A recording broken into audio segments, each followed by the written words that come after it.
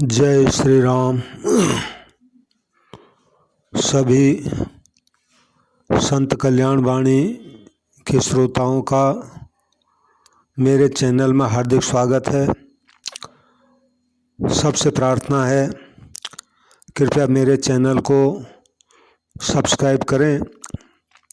संतों की वाणी है, इसको लाइक और शेयर ज़रूर करें। संत कल्याण वाणी का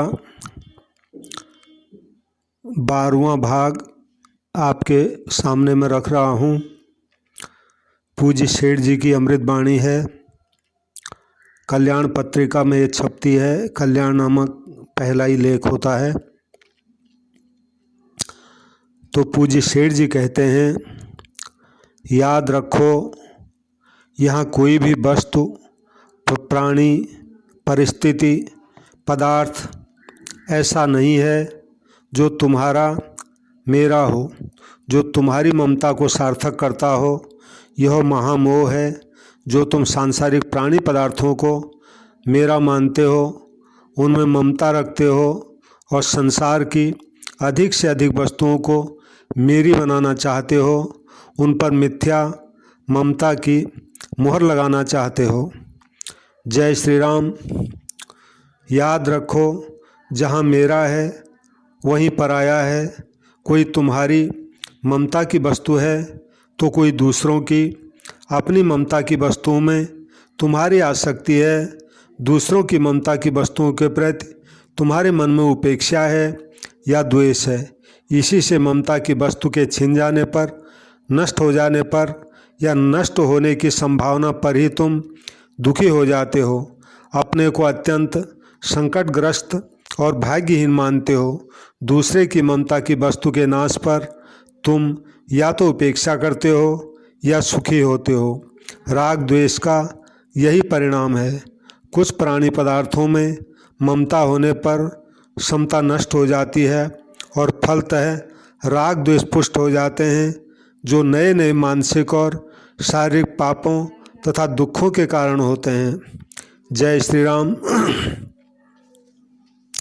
याद रखो तुम्हारे पास जो कुछ है या जो कुछ तुम्हें मिलने वाला है सब भगवान का है। यह समझकर उस पर निजी ममता न करके भगवान की वस्तु की दृष्टि से उसकी संभाल करो और उस पर अपना स्वत्व न मानकर उसे यथा योग्य भगवान की सेवा में लगाते रहो। इससे जैसा बीज बोया जाता है उसी के अनुरूप अनंत गुने फल होते हैं। इस बीज फल न्याय के अनुसार तुम्हें बदले में बहुत कुछ मिल जाएगा। यूँ यदि सब करने लगेंगे तो सब के अभाव की पूर्ति अपने आप हो जाएगी। साथ ही भगवान की वस्तु को मेरी मानने का जो दोष है उससे भी बचाव हो सकेगा। जय श्री राम। याद रखो तुम जब तक वस्तुओं में ममता रखकर या ममता की वस्तुओं की संख्या बढ़ाकर सुखी शांत होना चाहोगे, तब तक सुख शांति तुमसे दूर रहेंगे। क्योंकि सभी ऐसा ही चाहेंगे तो संसार में दूसरों की वस्तुओं को मनुष्य सदा ललचाई आँखों से देखता रहेगा और उन्हें हत्या कर उन पर ममता की छाप लगाने के प्रयत्न में संलग्न होगा। इससे सदा सर्वत्र छीना झपटी और फलतः संघर्ष संहार होता रहेगा। संसार के मानव दुखी रहेंगे और ऐसा करने वाले प्राणी मानव परलोक में और पुनर्जन्म में भी नाना प्रकार की आसुरी योनियों के, नरक यंत्रणाओं के और अशेष क्लेशों के भागी होंगे ही।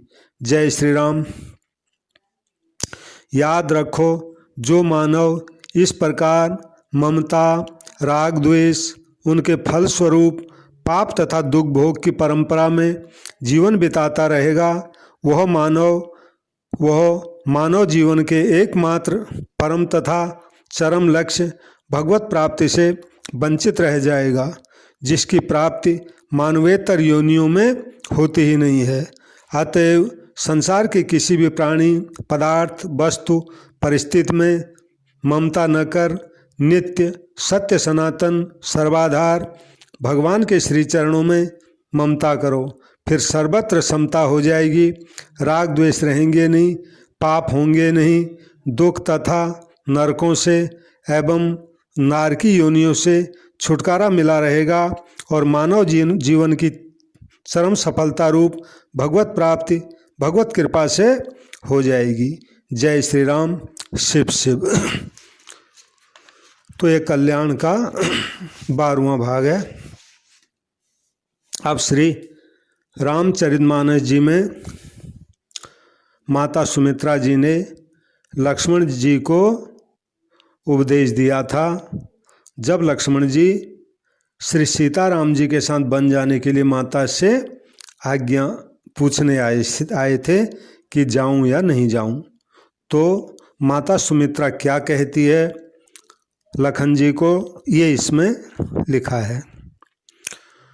सुमित्रा माता कहती है लखन जी को, तात तुम्हारी मातु वैदेही, पिता राम सब भांति सनेही, अवध तहाँ जहाँ राम निवासो, तहीं दिवस जहाँ भानु प्रकाशो, जो पे सिय राम बन जाहि, अवध तुम्हार काजु कछु नाही, गुरु पितु मातु बंधु सुर साई, से सकल प्राण की नाई, राम प्राण प्रिय जीवन जी के, स्वार्थ रहित सखा सब ही के, पूजनीय प्रिय परम जहाँ ते, सब मानी अहि राम के नाते, अस जिय जान संग बन जाहूँ, लेहूँ तात जग जीवन लाहू। तो माता सुमित्रा कहती हैं कि बेटा लखन, तुम जो पूछने आ रहे हो तो मैं तुमको यही कहूँगी कि तुम्हारे असली जो माता पिता हैं वो श्री सीताराम जी हैं। राम जी तुम्हारे पिता हैं, सीता जी तुम्हारी माता हैं, और राम जी माता पिता जहाँ माता पिता के भांति ही ये तुमसे स्नेह करते हैं, और अवध वही है जहाँ सीताराम जी का निवास है। जैसे जहाँ सूरज होता है वहीं दिन होता है, वैसे ही जहाँ सीताराम जी हैं वहीं अयोध्या है और वहीं अवध है। अगर सीताराम जी बन जा रहे हैं तो अवध में तुम्हारा कुछ काम नहीं है। गुरु पिता माता भाई बंधु देवता ये सब की सेवा प्राणों की तरह की जाती है। फिर राम जी तो प्राणों के प्रिय हैं, जीवन के भी जीवन हैं, और स्वार्थ रहित सखा सभी की ही के, ये सबके स्वार्थ रहित सखा हैं। राम जी के लिए कहा कि राम जी सभी प्राणियों के स्वार्थ रहित सखा हैं, यानी ऐसे मित्र हैं जो स्वार्थ नहीं देखते, केवल भलाई ही भलाई करते रहते हैं। और संसार में जितने भी पूजनीय प्रिय लोग हैं वो सब राम जी के नाते ही मान्य हैं, माने जाते हैं। क्यों? क्योंकि सबकी आत्मा राम जी ही हैं, तो इसलिए राम जी के नाते ही उनकी जड़ में तो राम जी हैं। इसलिए ऐसा जी में जान करके तुम साथ में बन जाओ और पुत्र अपने जीवन का लाभ उठाओ। यानी इससे बड़ा जीवन का लाभ और कुछ नहीं है कि तुम सीताराम जी की सेवा कर सको। और कैसे करना सेवा, फिर बताया आगे। राग रोष ईर्षा मद मोह, जन सपने हूँ इनके बस हो, सकल प्रकार विकार बिहाई, मन क्रम बचन करे हूँ सेवकाई, तुम कहूँ बन सब भांति सुपासु, पितु संग पितु मातु राम सिय जासु। जेहिन राम बन लहै कलेसु, सुत सोई करे हूँ यही उपदेशो। और आगे कहा माता सुमित्रा ने, लखन जब तुम सेवा करोगे, सेवा में राग, रोष, ईर्ष्या, मद, मोह बिल्कुल भी ये बीच में नहीं आने चाहिए। जीत जागृत अवस्था में तो बात ही क्या, सपने में भी तुम में ये चीज़ नहीं आना चाहिए, राग, रोष, ईर्ष्या, मद, मोह। और सब प्रकार के विकारों को छोड़ करके मन वचन कर्म से सीताराम जी की सेवा करना। तुमको वन में सब प्रकार की सुविधा होगी, कोई तुमको परेशानी नहीं होगी। जहाँ राम जी, सीताराम जी जैसे माता पिता तुम्हारे साथ में हैं, इसलिए तुमको वन में किसी प्रकार की कोई परेशानी होगी नहीं। और एक चीज़ का ख्याल रखना, वन में सीताराम जी को जरा भी कोई कष्ट नहीं होना चाहिए।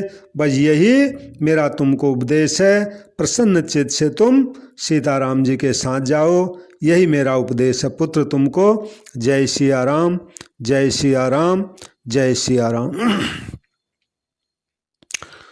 सीताराम, सीताराम, सीताराम।